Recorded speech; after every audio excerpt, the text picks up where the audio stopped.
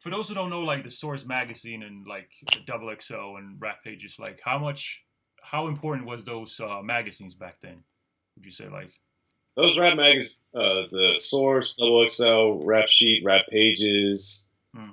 those were all crucially important because back then we had Yo MTV Raps on MTV and we had Rap City for most of the time that we're talking about.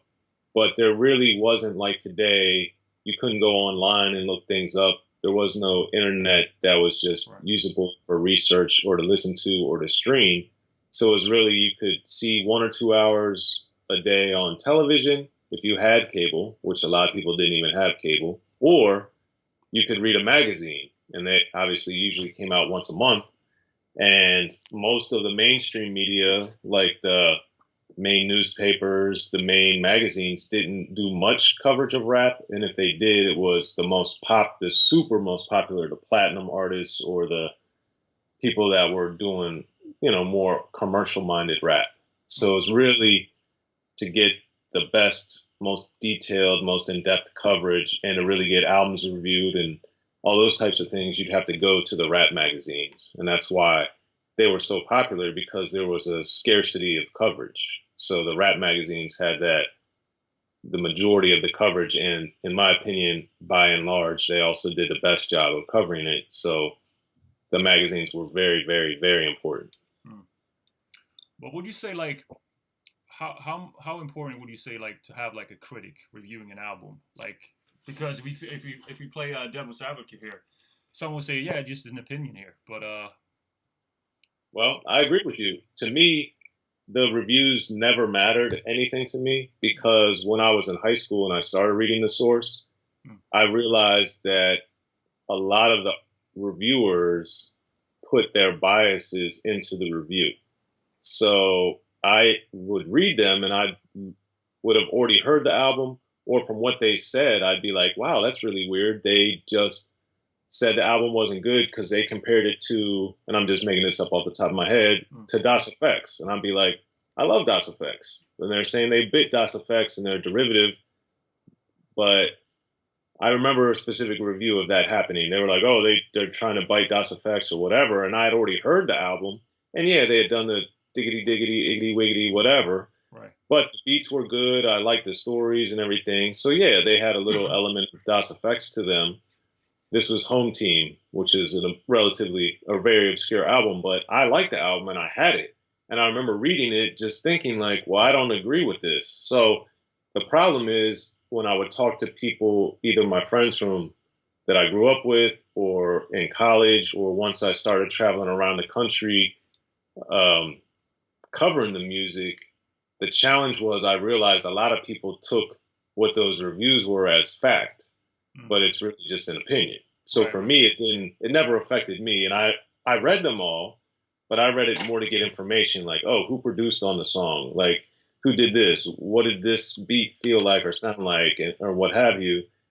So I read them all, but they didn't say like if someone dissed a Cypress Hill record or what have you, which they did. That didn't stop me from liking Cypress Hill because I think Cypress Hill is one of the best rap groups ever. But they typically didn't get good reviews in the rap magazines. But I thought Cypress Hill made phenomenal albums and still do. Right, right. I see.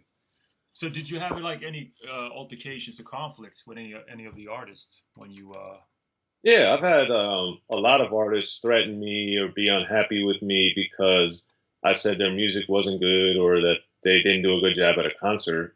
mm, But that's my opinion, and I always I always made the attempt at least to make it about the music. It was never a personal attack or like they're whack as a person or anything. It was like I don't like this music because of A, B, and C, and I would explain like I didn't think the rhymes were imaginative, or I thought the beats weren't as good.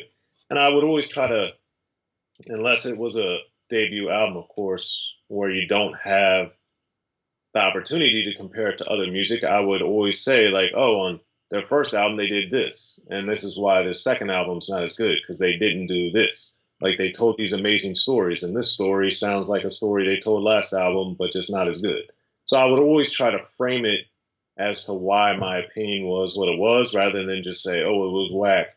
They're biting." just general terms that don't really explain. I always tried to explain when I wrote something so that there wasn't a confusion of why does he feel this way. Yeah, makes sense. Makes sense. So how is your listening process when you listen to an album? Like, do you just put it on, or do you go from top to bottom, or that just goes how you feel like your mood Well, it specifically? depends what I'm doing it for. Back when I reviewed a lot of albums, I listen to them straight through. I don't skip any songs. I Mm, don't rewind anything. I would pause it if I had to go do something or mm, what have you, but I never skipped. So one thing I know, people would get mad because I would tend to give things lower reviews, because if the album had just say 15 songs and I thought only 5 of them were good, that's 1/3 of the album. Whereas right, other people be like, man, it's got 5 great songs. I love those 5. Well, I'm like, yeah, but there's still the other 10 songs. Like, in right. nothing in life other than baseball, 1/3 success rate is not a good success rate. Sure, sure. Like, in sports at least. So, that was weird for me to kind of understand that people thought if there were 5 good songs on something and 10 songs that were either okay or not good, that was still a great album to them. Like, that's just a philosophical difference that I have with people. I like, because I listen to them all. Like, I don't replay one song 7,000 times. Like, no, I play the whole album. So I would listen to each album straight through. At the minimum, if I had time, I listened to it way more, but I would always listen to them at least twice, and I would always listen to them from the beginning to the end. Okay. And then I would say, like, oh, this song is really good, this song is really bad, this song is interesting.